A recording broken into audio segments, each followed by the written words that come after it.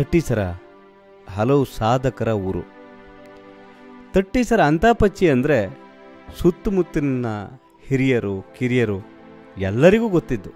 ಎಂತಕ್ಕೆ ಅಂದರೆ ಬಹಳ ಕ್ಷೇತ್ರದಲ್ಲಿ ಸಾಧನೆ ಮಾಡಿದಂಥ ಮನುಷ್ಯ.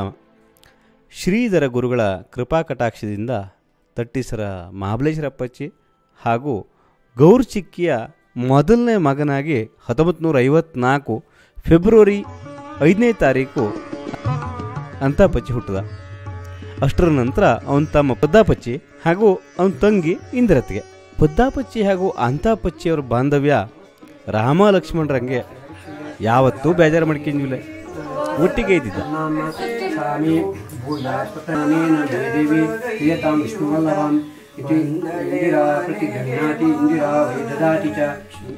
ಇವರ ಪ್ರಾಥಮಿಕ ಶಿಕ್ಷಣ ಓಣಿಕೆರೆಯಲ್ಲಿ, ಹೈಸ್ಕೂಲ್ ಶಿಕ್ಷಣ ಹುಲೇಕಲ್ಲಲ್ಲಿ ಮುಗಿಸಿ ಕಾಲೇಜಿಗೆ ಹುಬ್ಬಳ್ಳಿ ಜೆ ಕಾಮರ್ಸ್ ಕಾಲೇಜಿನಲ್ಲಿ ಅಂತಾಪಚ್ಚಿ ಓದಿದ್ದ. ಹೇಳವು ಹೇಳಿದ್ದು ಹೆಂಗೆ ನೆನಪು. ಚಿಕ್ಕಂದಿನಲ್ಲಿ ಮಾಡಿದ ಎಲ್ಲ ತುಂಟಾಟದ ಕಥೆಯ ಅಂತಾಪಚ್ಚಿ ಬಾಯಲ್ಲೇ ಸವಿಸ್ತಾರವಾಗಿ ಕೇಳಿದ್ರೆ ಅದು ಮಜಾನೇ ಬೇರೆ ಬಿಡಿ. 1979ನೇ ಇಸ್ವಿಯಲ್ಲಿ ರತ್ನಾವತಿಯೊಂದಿಗೆ ಗೃಹಸ್ಥಾಶ್ರಮಕ್ಕೆ ಕಾಲಿಟ್ಟ ಅಂತಾಪಚ್ಚಿ ದೀಪ ಹಾಗೂ ಸುನೀಲನ ಶಿಸ್ತಿನ ಅಪ್ಪ, ಅಕ್ಷರ, ಧ್ರುವ, ಧೃತಿಯ, ಪ್ರೀತಿಯ ಅಜ್ಜಯ್ಯ. ಹೈಸ್ಕೂಲಲ್ಲಿ ಓದಕ್ಕಿದ್ರೆ ನಿಸರ್ಗದ ಬೆರಗನ್ನು ಹಿಡಿದಿಡೋ ಅಭ್ಯಾಸ ಅಂತಾಪಚ್ಚಿಗಿತ್ತು.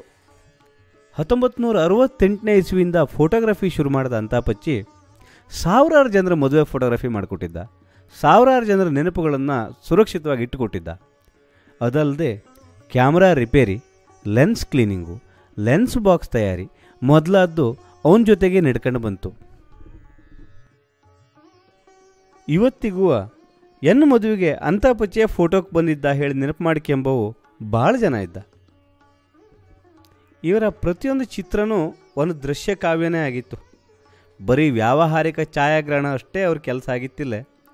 ಉತ್ತರ ಕನ್ನಡದ ಹಲವಾರು ನಿಸರ್ಗ ಫೋಟೋಗ್ರಾಫರಲ್ಲಿ ಮುಂಚೂಣಿಯಲ್ಲಿದ್ದ ಇವರ ಚಿತ್ರಗ್ರಹಣ ದೃಶ್ಯ ಕಾವ್ಯವಾಗಿ ರಾಜ್ಯ ಮಟ್ಟದ್ದು, ರಾಷ್ಟ್ರ ಮಟ್ಟದ್ದು ಹಲವಾರು ಸ್ಪರ್ಧೆಯಲ್ಲಿ ಭಾಗವಹಿಸಿದ್ದು. ಹಲವಾರು ಪ್ರಶಸ್ತಿ ಪುರಸ್ಕಾರಗಳು ಬಂಜು. ಆದರೂ ಎಲೆ ಮರೆಯ ಕಾಯಿ ಹಾಗೆ ಅಂತಾಪಚ್ಚಿ ಸೇವೆ ಸಲ್ಲಿಸಿದ್ದ.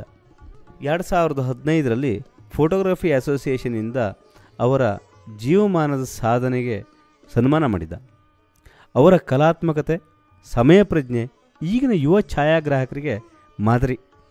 ಸಮಯಕ್ಕೆ ತಕ್ಕಂತೆ ಅಪ್ಡೇಟ್ ಆಗುತ್ತಾ ಇವರು ಹೊಸ ಹುಡ್ರಿಗೆ ಯಾವುದರಲ್ಲೂ ಕಡಿಮೆ ಇಲ್ದಂಗೆ ಡಿಜಿಟಲ್ ಕ್ಯಾಮ್ರಾ ಯುಗದಲ್ಲೂ ತಮ್ಮ ಫೋಟೋಗ್ರಫಿ ಚಮಕ್ ತೋರಿಸಿದ್ದ.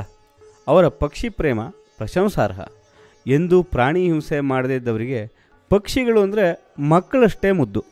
ಪ್ರತಿ ವಲಸೆ ಬರುವ ಹಕ್ಕಿಗಳ ಬಗ್ಗೆ ಇವರ ಹತ್ರ ಕೇಳಿದರೆ ಎಲ್ಲ ವಿವರಣೆ ನಿಂತ ಸ್ಥಳದಲ್ಲೇ ಸಿಕ್ತಿತ್ತು, ಅಷ್ಟು ಪ್ರವೀಣರು. ಎಲ್ಲೇ ಹೊಸ ಹಕ್ಕಿ ಗೂಡು ಕಾಣಲಿ ಅನಂತಣ್ಣಂಗೆ ಒಂದು ಫೋನು. ಇವರು ಅದಕ್ಕೇನು ಕಡಿಮೆ ಇಲ್ಲದೆ ಶ್ರದ್ಧೆಯಿಂದ ಆ ಪಕ್ಷಿಗೆ ಯಾವುದೇ ರೀತಿ ತೊಂದರೆ ಆಗದೆ ದಿನಾಪೂರ್ತಿ ಕುಳಿತು ಮರದ ಮೇಲೆ ಗೂಡು ಕಟ್ಟು ಕುಳಿತು ಕಾದು ಫೋಟೋ ತೆಗಿತಾ ಇದ್ದ. ಈ ಎಲ್ಲ ಫೋಟೋಗಳು ಪಕ್ಷಿಯ ಕಥೆಯಾಗಿ ಅನೇಕ ಪೇಪರ್ಗಳಲ್ಲಿ, ಪತ್ರಿಕೆಗಳಲ್ಲಿ ಕಾಲಕ್ಕೆ ಪ್ರಿಂಟಾಜು. ಕಸಿ ಮಾವಿನ ಗಿಡ ತಯಾರು ಮಾಡೋದು ಅಂತಾಪಚ್ಚಿ ಪ್ರೀತಿ ಹವ್ಯಾಸದಲ್ಲಿ ಒಂದಾಗಿತ್ತು. ಇಂದಿಗೂ ಅಂತಾಪಚ್ಚಿ ಕಸಿ ಗಿಡದ ಮಾವಿನ ಹಣ್ಣು ತಿಂದವು ಅವ್ರನ್ನ ಎಂದೂ ಮರೀತ್ವಿಲ್ಲ. ವಿವಿಧ ಜಾತಿಯ ಹಣ್ಣಿನ ಮರ ಅಷ್ಟೇ ಅಲ್ಲ, ನೂರಾರು ಅಪ್ಪೆ ಗಿಡನೂ ಮಾಡಿದ್ದ. ಪ್ರತಿಯೊಂದು ಮದುವೆಯಲ್ಲೂ ಮಾವಿನ ಗಿಡನೇ ಉಡುಗೊರೆ ಹಾಕ್ತಿದ್ದ. ಅವರ ಪರಿಸರ ಪ್ರೇಮ ಮೆಚ್ಚುವಂಥದ್ದೇ. ಅಂತಾಪಚ್ಚಿ ಕೃಷಿಕ, ಫೋಟೋಗ್ರಾಫರ್, ಜೊತೆಗೆ ನುರಿತ ಮೆಕ್ಯಾನಿಕಲ್ ಇಂಜಿನಿಯರ್ ಅಂದರೂ ತಪ್ಪಿಲ್ಲ. ಯಾವುದೇ ತರಬೇತಿ ಇಲ್ಲದಿದ್ರೂ ಯಾವುದೇ ಮಷಿನರಿ, ಯಾವುದೇ ವಾಹನ ರಿಪೇರಿ ಮಾಡೋ ಒಂದು ಚಾಕಚಕ್ಯತೆ ಅವನಲ್ಲಿತ್ತು.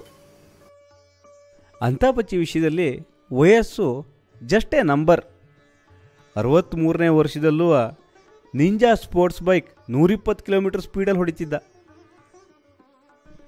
ಇವ ಅಂತಿಂತ ಪಚ್ಚಿ ಅಲ್ಲ, ಅಂತಾಪಚ್ಚಿ ಹೇಳಿ ಗೆಳೆಯವರೊಂದಲ್ಲಿ ಪ್ರಸಿದ್ಧಿ ಆಗಿದ್ದ. ವಯಸ್ಸಿಗೆ ತಕ್ಕಂತೆ ಅಂತಾಪಚ್ಚಿ ಧಾರ್ಮಿಕ ಭಾವನೆಯೂ ಹೊಂದಿದ್ದ. ಲಕ್ಷ ಸಂಖ್ಯೆಯಲ್ಲಿ ಗಾಯತ್ರಿ ಜಪನೂ ಮಾಡಿದ್ದ. ಕಳೆದ 22ನೇ ತಾರೀಕಿನ ದಿವಸ ಅಂತಾಪಚ್ಚಿ ನಮ್ಮನ್ನೆಲ್ಲ ಬಿಟ್ಟು ಹೋದ. ಅವತ್ತು ಫೇಸ್ಬುಕ್ಕಲ್ಲಿ ಅವನ ಪರಿಚಯದವೆಲ್ಲ ದುಃಖ ತೋಡ್ಕೊಂಡ ಕೆಲವಷ್ಟು ಅಭಿಪ್ರಾಯಗಳನ್ನು ಬರೆದ. ಅದರಲ್ಲಿ ತುಂಬ ಮನಸ್ಸಿಗೆ ತಾಗಿದ ಒಂದು ಸಾಲು ಇದು. ವಿಶ್ವನಾಥ್ ಭಾಗವತ್ ಹೇಳೋರು ಬರೆದ್ರು, ಡೀಸೆಲ್ ಬುಲೆಟ್ ಏರಿ ಕೈಯಲ್ಲೊಂದು ಕ್ಯಾಮರಾ ಹಿಡಿದು ಮುಗುಳು ನಗೆಯಿಂದ ಎಲ್ಲರನ್ನೂ ಮಾತಾಡಿಸಿ ಒಂದಷ್ಟು ಖುಷಿ ಕೊಟ್ಟ ವ್ಯಕ್ತಿ ಮರೆಯಾದ ವಿಚಾರ ಖೇದವನ್ನುಂಟು ಮಾಡಿದೆ. ಅವರ ಆತ್ಮಕ್ಕೆ ಚಿರಶಾಂತಿ ದೊರೆಯಲಿ.